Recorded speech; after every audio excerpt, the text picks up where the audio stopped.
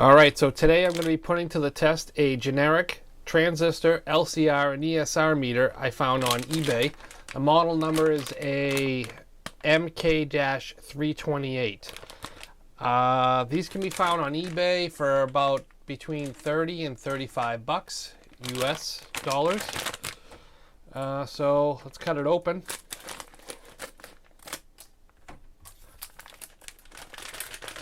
Just comes in a static bag.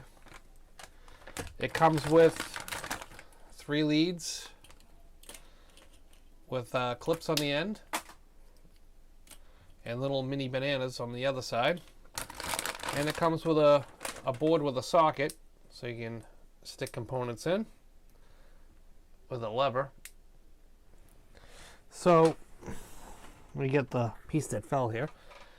Yeah, I don't know anything about this. I thought for 35 bucks it's worth a shot. We're going to be probably putting it up against a peak LCR meter, LCR 40. We're going to be putting it up against a peak DCA 55 electronic semiconductor component analyzer. And my ESR meter, my blue ESR meter by Bob Parker. This was a kit, so we're going to be putting it up against this. This is the only testers I have for these type of components, so I don't have anything else to compare it against. But if it comes close to any one of these for all their tests, for all its things that it does, then it's well worth 35 bucks if it does, because this was, I think, was almost 70 or 80 bucks by itself, and I don't think these were all that cheap either. I think these together were maybe a couple $100. So it'll be interesting to see how it stacks up against these other testers. So I'm going to go to the other camera and we're going to go into see how this performs. Alright, so we have the tester on the bench here, and I put a 9-volt battery in the back. It's got a little cover here, 2 screws, pop that out, and put your 9-volt battery in there. And the case is pretty decent. It's not too flimsy. It doesn't bend or flex or anything. The little stand in the back seems to lock in place okay, but it doesn't really have any locking position here. It just kind of floats around a bit, but once you get it on the bench, it's fine. It's not going to go anywhere. The manual, I just been kind of going through the manual a little bit, and it does comment that the RLC ESR accuracy may not be able to compete with some professional use equipment. So we can kind of expect this thing to be a little off in accuracy, but for the most part, we hope that it can get the results that we're looking for. Accuracy, well, it's a trade-off for the price, really. I mean, if you're looking to just get into something really cheap that does pretty much almost everything, you know, transistor, capacitor, coil, resistor, and ESR. ESR is a big one. So we're going to test it against the Bob Parker for ESR on some capacitors. So I got a blown capacitor here, and right about here. It's a 220 microfarad at 6.3 volts. So I'm just going to clip the lead on here. Let me get this into view a little bit better.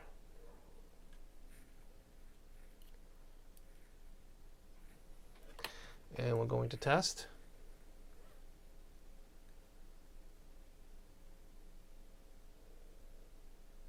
And now it states it's 115 microfarads, 4.2% loss, voltage loss, I assume that means, and the ESR is 0.63 ohms. So the Bob Parker ESR meter does not give all that information. It just gives you a number, the ESR number, and this claims it's 0.63 ohms. So let's see what this meter says. This one you actually have to short the leads to get it calibrated. Probably pressing the button once. So it says 0.63 ohms was this meter. Let's see what this says.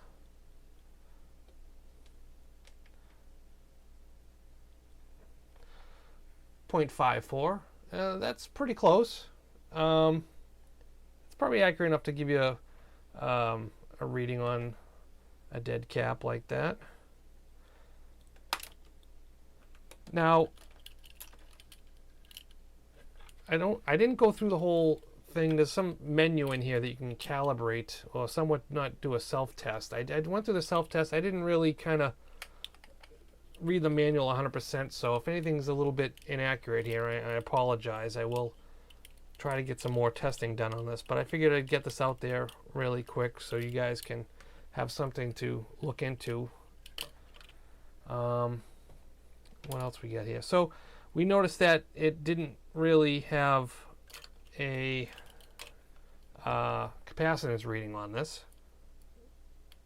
So let's compare the capacitance against a Fluke 115 and my peak LCR 40.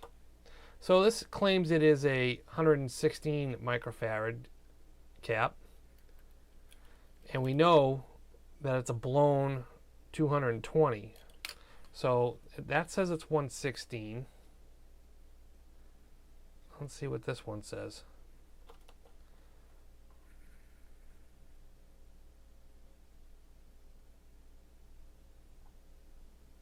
$133 microfarad. So it's a little over 15 off. So that said 133. That said 116. Let's see what this one says. 138. So this is more accurate to the peak here versus the MK-328. So let's try a brand new cap. Let's see what that comes up with. Now it does state in the manual, make sure that you short your cap out before you test ESR or any capacitor for that matter on this tester. And I would do that for any tester, to be honest. You don't want to rely on the tester to discharge your cap before testing, because it does not have the capability to do that. So it's a brand new cap, and this is a 680 680 microfarad at 16 volt, and that's saying it's 635 ESR 19, or 0.19 I should say. So 635 is our capacitance number. Let's go to the ESR real quick and just see if we can get an ESR of 0.19 or close to 0.12. And I already forgot what the capacitance was. So the ESR was close. Let's see if it's at least repeatable for you guys. Whoop.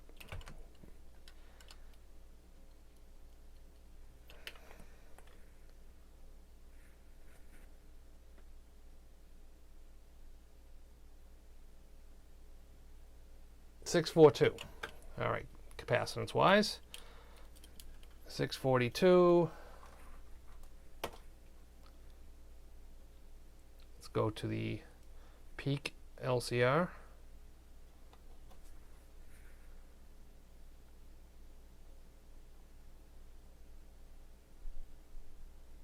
$667. That's a bit of difference. And we'll go to the Fluke.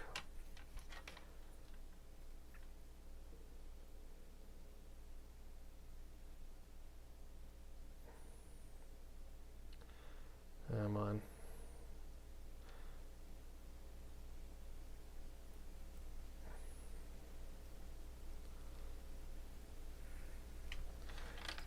$682. $676. Plus I am holding this with my fingers, so it shouldn't affect it all too bad. $676. So it seems like the Fluke, obviously, is the most expensive meter of them all here. It seemed to be the closest in capacitance reading between the peak and the off-brand MK-328. I don't even think this has a manufacturer name. I could be wrong. So capacitance could be a little bit better on it, and it actually could be a little bit better on this tester as well. Like I said, until you're getting into something high end, I mean, these are just basically reference toys, but they do get the job done. This I'm not 100% sure on yet because I have not used this for actual repair, so I can't speak for it yet. But as for these and the other tester here, they are relatively accurate enough to work you through a repair. So, all right, we've tested the capacitor. Let's test a transistor. This is a part that I just had lying on my bench here, whether I don't know if it's good or bad, so I'm pretty sure it's an NPN or a PNP, a BJT.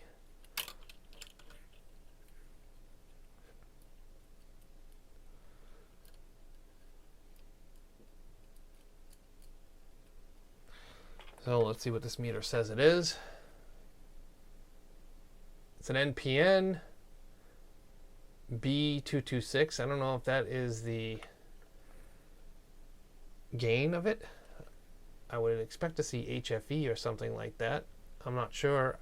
That's what I get for not reading the manual right away. But it did identify it as an NPN transistor. So, and it did appear to be good. So let's put it on the component analyzer. Do the same test. See if this tells us anything different.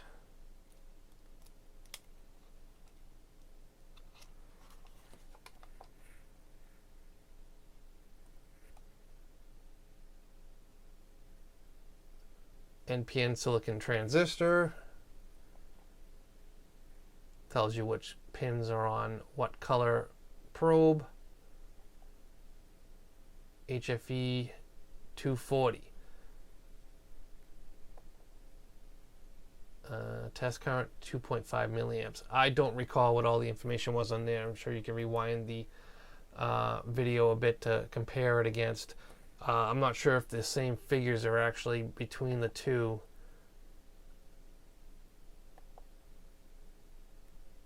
Let this camera focus a little bit better. I'm sorry about that. So it did appear that I did identify the two transistors.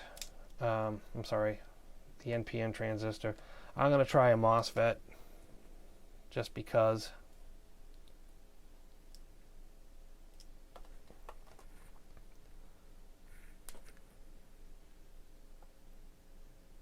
And this says it is a N-channel MOSFET, gate drain source on which color probe, gate threshold 3.02 volts, test current 2.5 milliamps, and we're back at the beginning. So let's see. Let's see what the other meter says about this.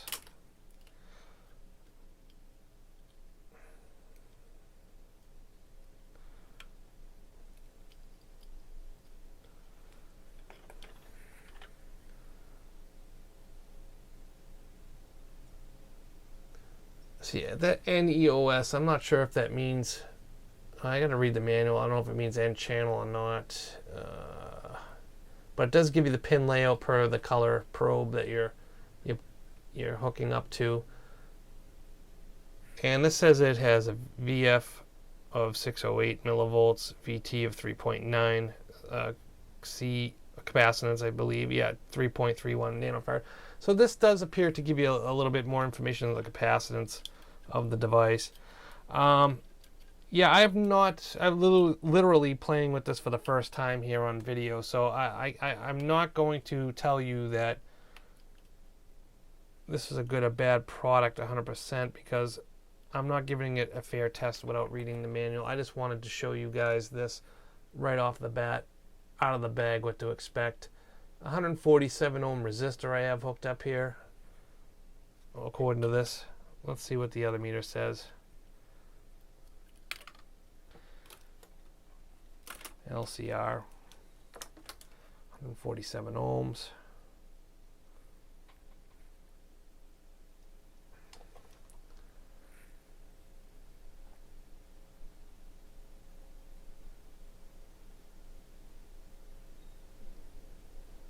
147 ohms. So the resistance seems fairly accurate. That's pretty good.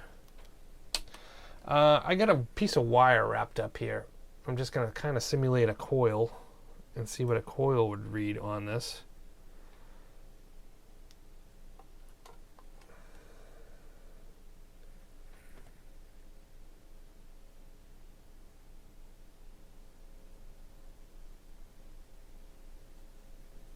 Coil, I can't read it from here. Low resistance and inductance. Resistance 0.4 ohms. Inductance 0.0 microhenries. I don't really have a coil handy to test. I will probably have to do that in the next product test of this. I would have thought that would have read something significant, but apparently it didn't. Let's see what this meter does.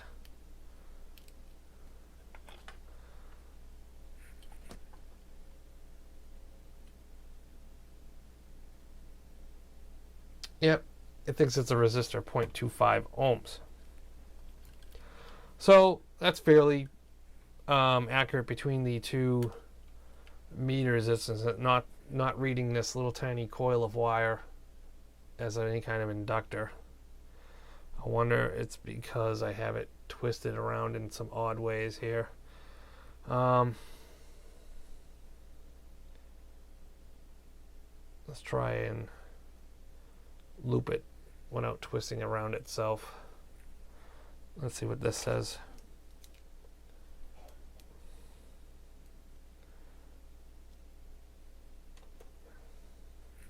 It's probably going to come up as a resistor again.